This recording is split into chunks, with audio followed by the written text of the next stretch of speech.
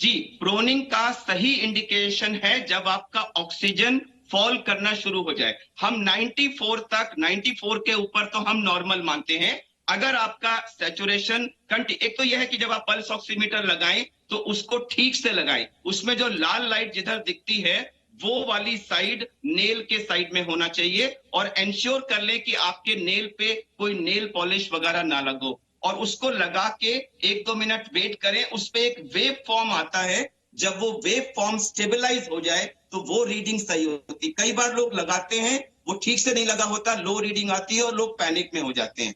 तो 94 से कम आने पर आपको ऑक्सीजन की जरूरत है, और उसी समय वो एक समय है जब तक आप ऑक्सीजन का अरेंजमेंट करें, हॉस्पिटल बेड का अरेंजमेंट करें, हॉस्पिटल जा रहे हैं या हॉस्पिटल जाने के बाद भी आप सेल्फ प्रोनिंग को एक एडिशनल मेजर के रूप में इस्तेमाल कर सकते हैं। मैं क्लैरिफाई करना चाहूंगा, मैं कतई ये नहीं कह रहा हूं कि सेल्फ प्रोनिंग कोई मैजिक बुलेट है, या ये ऑक्सीजन या वेंटिलेटर या आईसीयू केयर का रिप्लेसमेंट है। यह साइंटिफिकली प्रूव्ड एक मेथड है जो आईसीयू में वेंटिलेटेड पेशेंट्स में कई सालों से इस्तेमाल होता रहता है।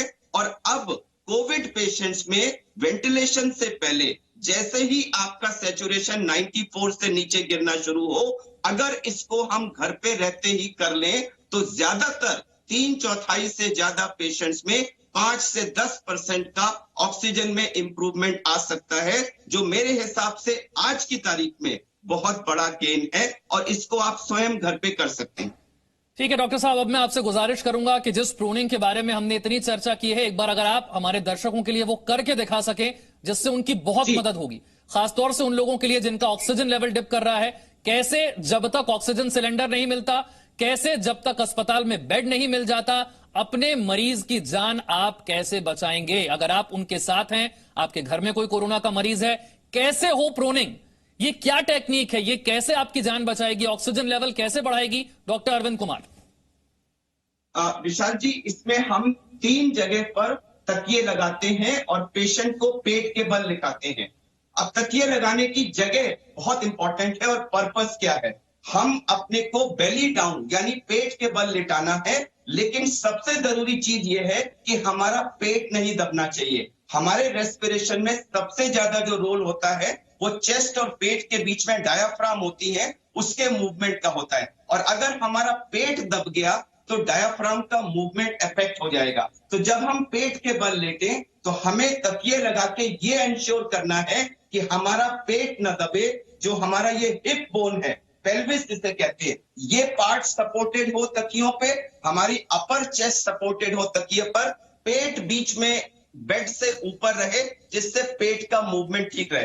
अब आप देखिए, मैंने यहाँ पर 3 जगह पिलो रखे हैं। एक रखा है पिलो पैर की तरफ, एक पिलो है बीच में, जिसमें हम 3 या 4 पिलो रख सकते हैं डिपेंडिंग ऑन कि आपका वेट कितना है और आपके पिलो का साइज कितना है। और एक पिलो है चेस्ट की तरफ। अब मैं आपको लेट के दिखाता हूं कि हमारा पेट का हिस्सा नहीं, ये जो नीचे वाला हिस्सा है जिसको हम हिप बोन कहते हैं, ये हिस्सा इस तकिए के ऊपर आना है। तो मैंने इन तकियों को रखा, और ये जो नीचे वाला हिस्सा है इसको मैंने इन तकियों के ऊपर रखा, जिससे पेट नहीं दबा है, लेकिन मेरा जो हिप बोन का हिस्सा है वो इन तकियों पे आ गया।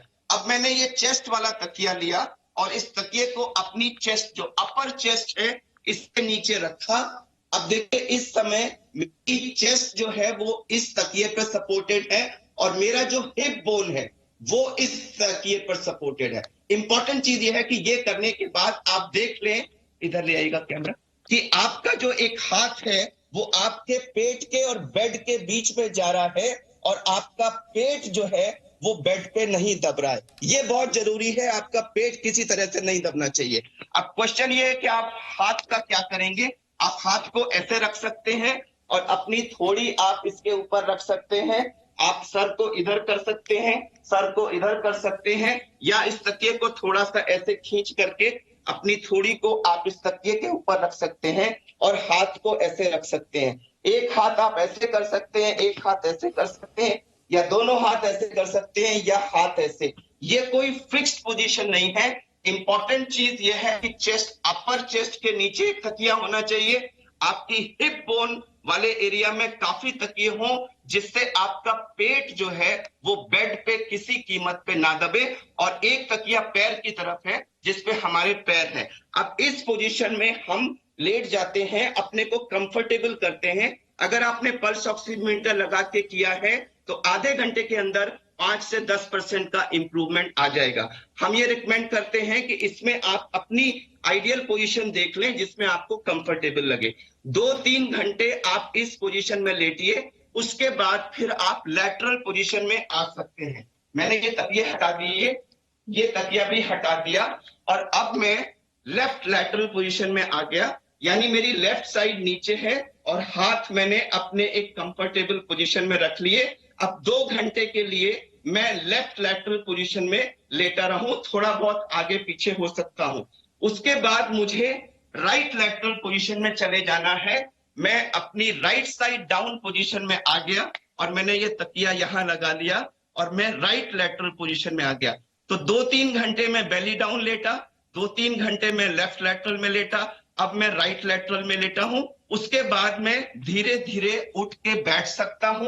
ऐसे करके मैं बैठ गया, और बैठ करके मैं थोड़ी सी चेस्ट की एक्सरसाइजेस कर सकता हूं। मुंह खोलिए, मुंह खोल के ऐसे गहरा सांस खींचिए, और खींच करके उसको जितनी देर आप रोक सकते हैं रोक लीजिए। इस बीच में आप चेस्ट को मूव करिए, शोल्डर्स को मूव करिए, थोड़ा चेस्ट को ऐसे करिए, थोड़ा लेफ्ट राइट मूवमेंट करिए। कई बार अगर ऐसे बैठने में दिक्कत हो तो हम लोग कार्डियक पेशेंट्स में यूज करते हैं, आप एक छोटा सा स्टूल रख करके उस पे पिलो रख करके आप ऐसे सपोर्ट लेकर भी बैठ सकते हैं, या आप लेट भी सकते हैं और लेटे लेटे भी आप ये एक्सरसाइज अपने कर सकते हैं। तो 2 घंटे हम बेली डाउन लेटे, 2 घंटे हम लेफ्ट लैटरल में लेटे, 2 घंटे हम राइट लैटरल में लेटे, और 1-2 घंटे हम या तो बैठे या लेटे सीधा बैक के बल, और या फिर हम ऐसे सपोर्ट लेके बैठ सकते हैं। तो ये करने से हमारे लंग्स के अंदर जो